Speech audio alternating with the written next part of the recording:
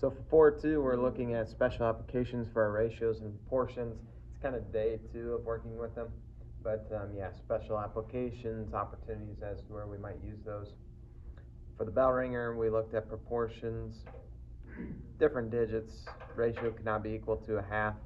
One example that we shared was 3/4 and 6/8. So again, today we're going to be looking at solving problems that involve our ratios and proportions. Scale models and scale drawings is a perfect opportunity to be using our proportions. The common ratio of drawing is called the scale factor. How many of you have had CAD yet, or have taken a CAD course, or done any scale drawings yet? Do we offer that anymore? Yeah, I did it last year. Last year? I'm too young for it. Okay. So blueprints, architectural drawings, or engineer drawings. Obviously we can't fit the entire building on one piece of paper, so we're going to have to scale it down to a certain amount. Okay? And yeah, to get it on that piece of paper, we're going to have to use a very, very small scale. Okay? So maybe it's for 1/8 of an inch on the piece of paper that represents 1 foot in real life, so to speak. Example number 1. So we got this rectangular room, has a length of 18 feet and a width of 12. The architectural scale drawing for this room is made so that the length of the room is 4.5 inches. With that in mind, what will the width of the room of the drawing be? So let's start there. So a rectangular room, 18 by 12.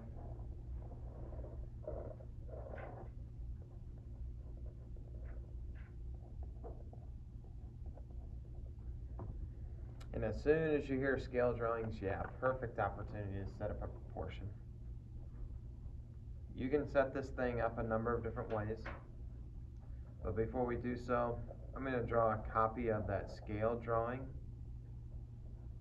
W is what we do not know, but we do know that the length of it is 4.5 inches. We are going to look to set up a proportion, but before we do so, do we need to change the units so that they're all the same? Yes or no?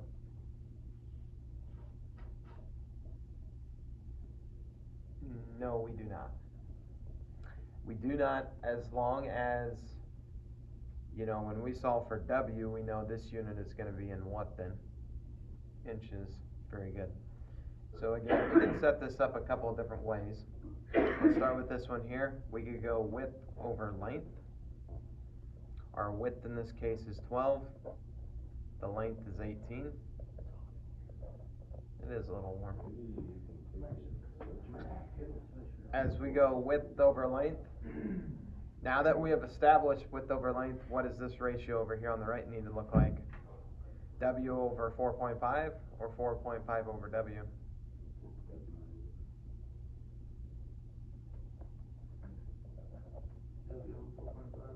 W over 4.5. Yep. W over 4.5. Again, width over length. W was our width. The 18 matches up with 4.5, so those need to be on the same level. Is this the only way you could set it up? Absolutely not. There's multiple ways that you can do this. You could have went 12 over W. If I give you 12 over W, then what's the next ratio going to look like?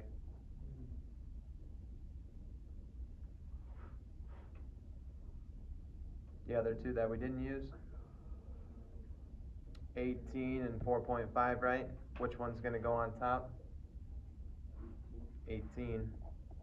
So here's another way of doing it. There's multiple scenarios on how you can set those proportions up.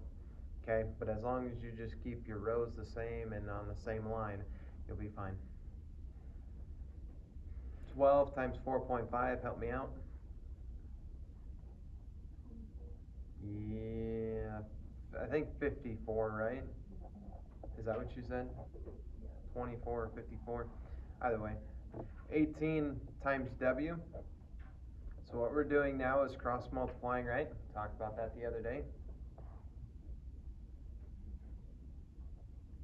And we did this the other day as well. 18W is equal to 54. divide by your 18 because we're multiplying between the 18 and the W. 54 over 18. W is equal to 3.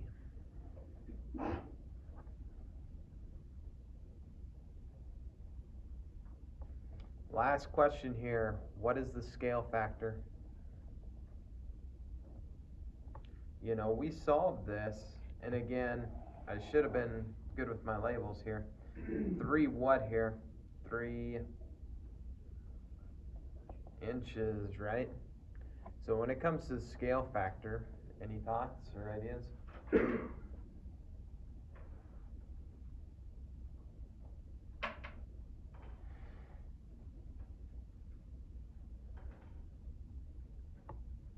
Before, when we asked the question if they needed to be in the same units, we said no. Now, do we need to be in the same units? Yes. Okay. So we can focus on any 2 dimensions we want to, but we just found 3, and that's a nice whole number. So this is what we consider a corresponding side, or a matched side. 3 and 12 represent the same side of the building, the same wall. So I think this is what we want to go off of in terms of our scale factor. 3 inches to 12 feet. Again, this isn't good because we got to be in the same units.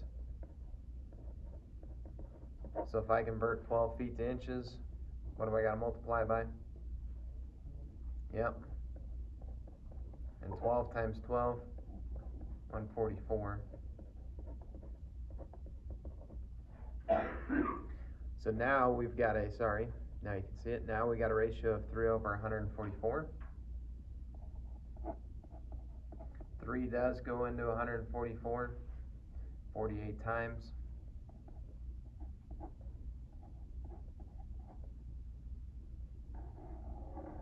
So you could say that, or 1 to 48.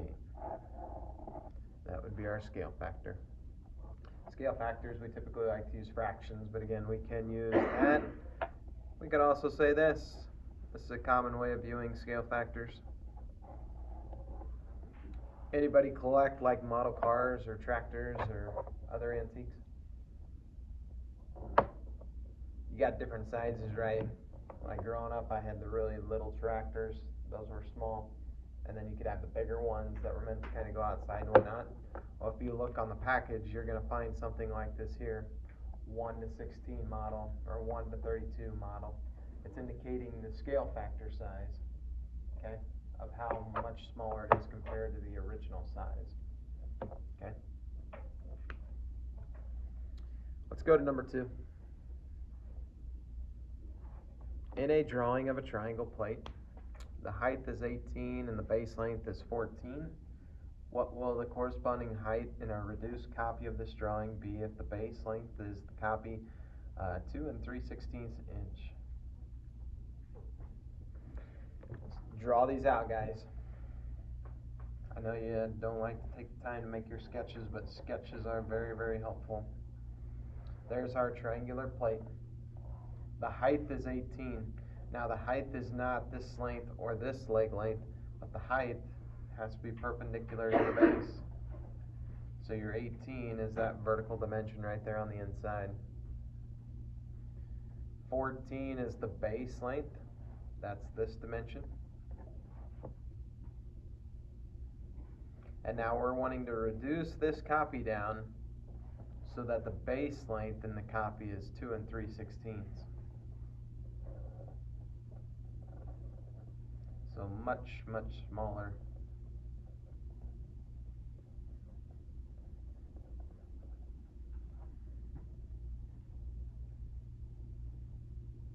And we want to find the height. Take a moment, try to set up your proportion. I know you've got a fraction, but we'll talk about how to use our calculators here in a minute. But try and set up your proportion first. So again, one way we could do it, height over the base. So in that case, for the first triangle, we got 18 over 14. And if we do height over the base for the second one, h over 2 3/16. calculator time, you do get to use it. So again, as we look at the TI-30, it's this ABC button right here. So when we cross multiply 4 times H, we get 14H is equal to 18 times 2 and 3/16. So I'm going to type in that 2 3/16 first, 2 3/16, and then just hit your times button, 18. And notice that it gives us our mixed number again, 39 and 3/8.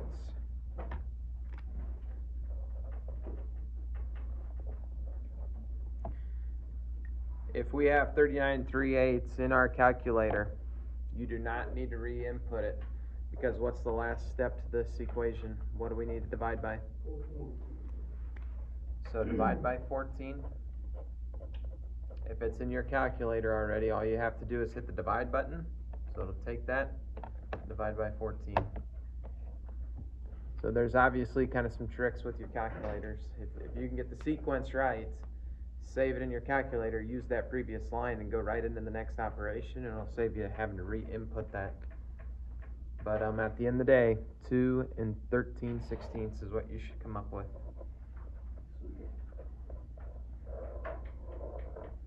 Before we move on and go to our scale factor, guys, were we anticipating this height to be more or less than that 2 and 3/16? More. If you go back to the original one, 18 was bigger than 14, so we know, hey, this height here, while it's not going to be a whole lot bigger, needs to be bigger than 3/16. And yeah, 13/16 is a little bit bigger than that 3/16. Lastly, we do need to find our scale factor here, guys. So if we look at our bases, that's what's given to us. The base here is 2 and 3/16. The base over here is 14. We need to compare these two numbers. All right. Can we do that? I need to make sure I know how to do that. That divided by 14, I think we can do that. Yep. So 2 and 3/16 divided by 14, and sure enough, there it gives us our simplified fraction, 5/32.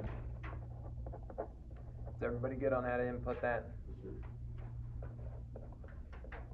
I don't want to just sit here and say this is a big calculator lesson, guys, but if you know how to use your calculator, it's going to make life a whole lot easier for you.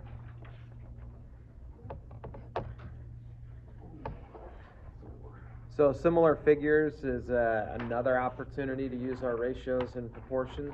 Let's go ahead and take a look at these.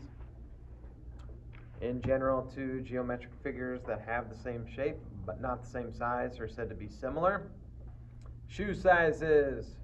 You go to Famous Footwear, got the size 8 shoe, but you got a little bit bigger feet, so you got to go up to size 13.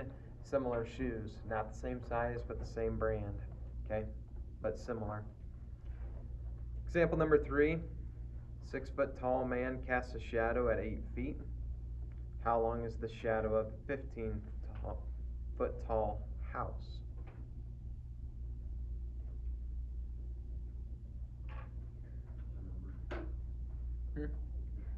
A number.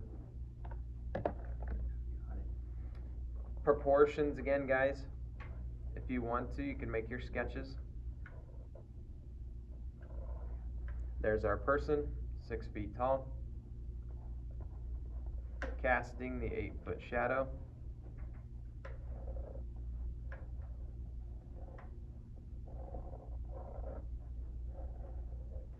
Our beautiful house, 15 feet tall.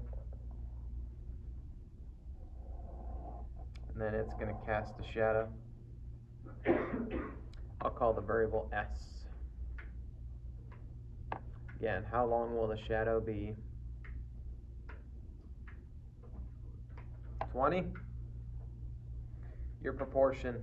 When we got height and shadows problem, I always like to go H over S.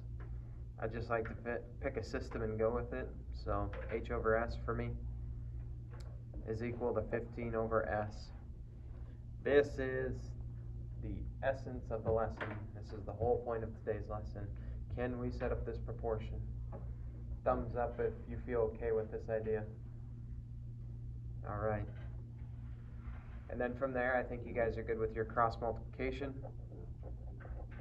So 6s times 8 times 15, that'll get you 120. Divide by 6. Yep. Your S length is 20. 20-foot shadow.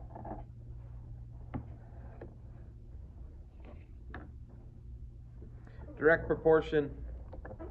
Two quantities are said to be directly proportional if an increase in one quantity leads to a proportional increase in the other quantity, or if a decrease in one leads to a decrease in the other. Example 5, if 1 gallon of paint covers 825 square feet, how much paint is needed to cover 2,640 square feet? So you'll see this a lot, you know, or you'll get a can of paint and it'll say, all right, this particular can of paint, it'll cover 825 square feet. And that's a very nice number to know, because now, all right, obviously your wall isn't going to be that exact amount, but might be bigger or smaller. Do we need more than one? Do we need more than one? How many? 1 gallon. Again, we'll cover that 825 square feet. So feet squared. Is that equal to X number of gallons for 2,640 square feet?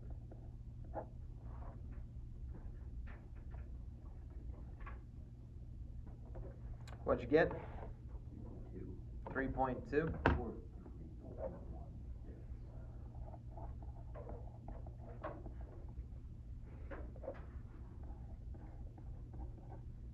Divide by that 825.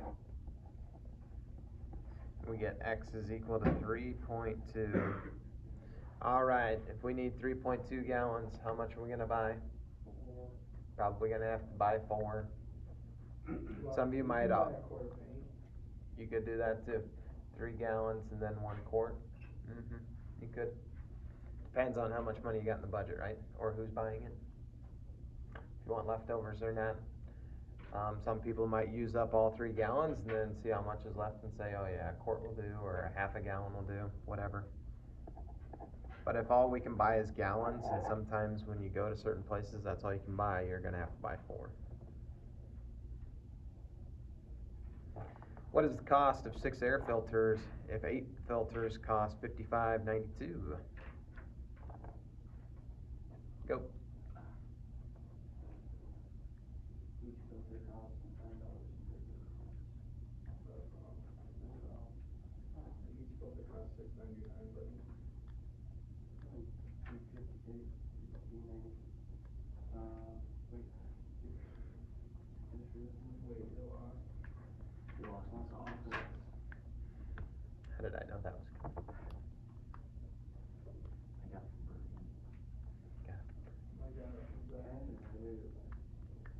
You got it from Zach. So there is a couple different ways you could do this. Could we find the cost of 1 filter? Yeah, you could. The total for 8 was $55.92. $55.92 divided by that total of 8. $6.99. And again, that's for each. Per item. And now that it's $6.99 per item, we need 6 of them. $6.99 times 6.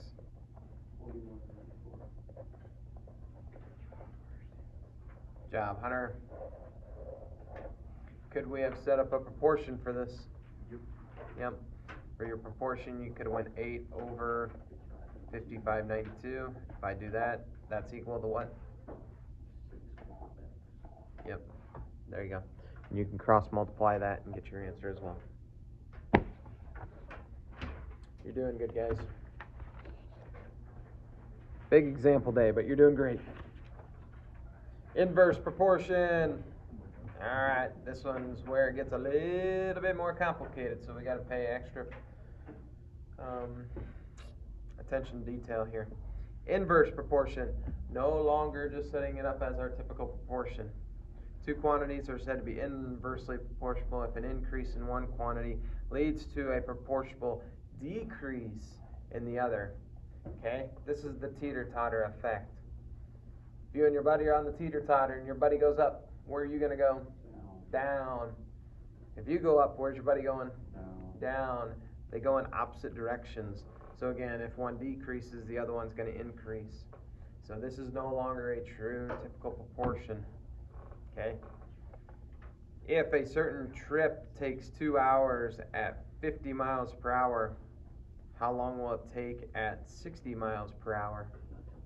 Like 1.6 repeating hours. That's really good. Yep. Are we expecting it to be more or less than 2 hours then if we go at a faster speed? I'd say less. So just to kind of emphasize, our miles per hour increased, so the time on the road should decrease.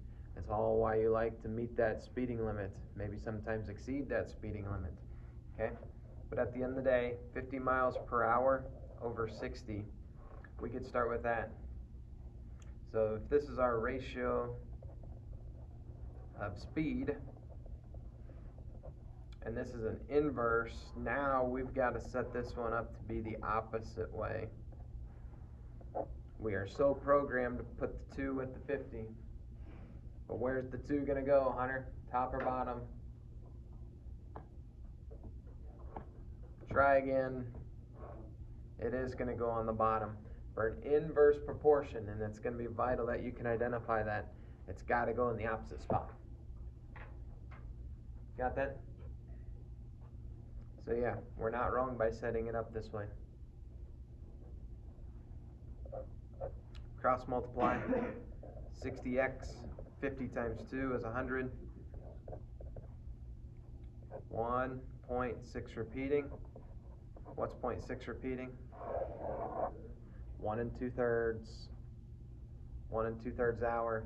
Better yet, let's go to hours and minutes. 1 hour and how many minutes? What's 2/3 of an hour? 45. Close. 40-ish. 20, 40, 60. Those are your thirds. Do I have to do it? Depends. Probably not. If they want it in hours and minutes, then yes. Here they didn't specify what they wanted in.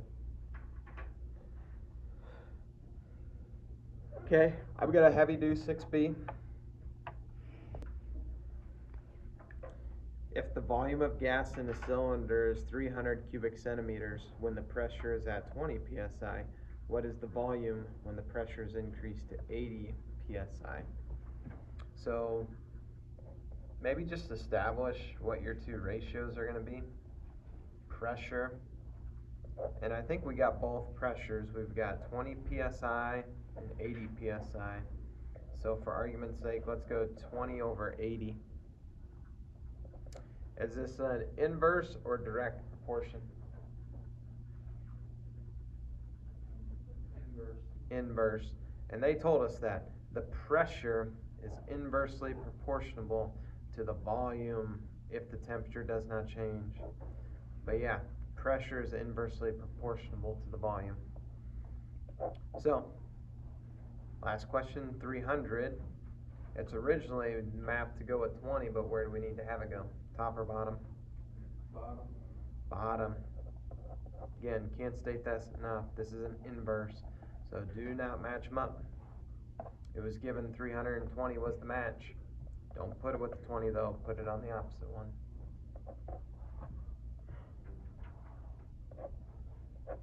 Cross multiply. 80x is equal to what? 6,000? Divide by 80. Yep, 75. Last page, guys. Gears and pulleys. Gears or pulleys, as they relate to speed, are a great example of inverse proportions. Any of us have the bikes growing up with the multi-speeds? Yeah, Couldn't afford it, too expensive. they did get kind of expensive, but, No. I think what was most common on like an 18 speed, you had like 3 gears on the front and then you had like 6 gears on the back. I don't remember something like that. I think that was a pretty common one. But yeah, that's kind of what we're looking at here. As we increase the diameter of a gear or increase the number of teeth on the gear, how is that going to impact our rate of speed, right? Is it going to make us go faster, slower, so on? Again, great examples of inverse proportions. Example number 7. A 9-inch pulley on a drive press rotates at 960 RPMs. What does RPMs mean? Rotation per minute. Rotations per minute. Okay, so this thing will spin 960 times in 60 seconds. It is belted to a 5-inch pulley on an electric motor. Find the speed of the motor shaft. We can do this. Okay, seems a little bit complex, but we can do it. You got to find, 9-inch and 5-inch, right?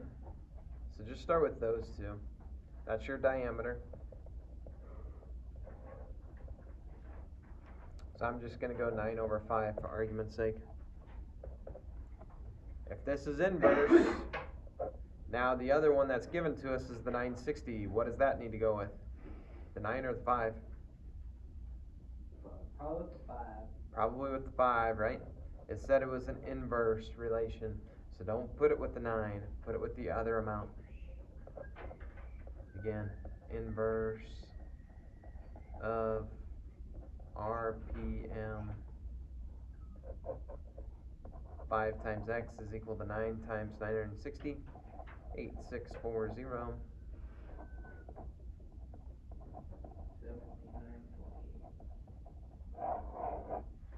That's a few revolutions per minute, right?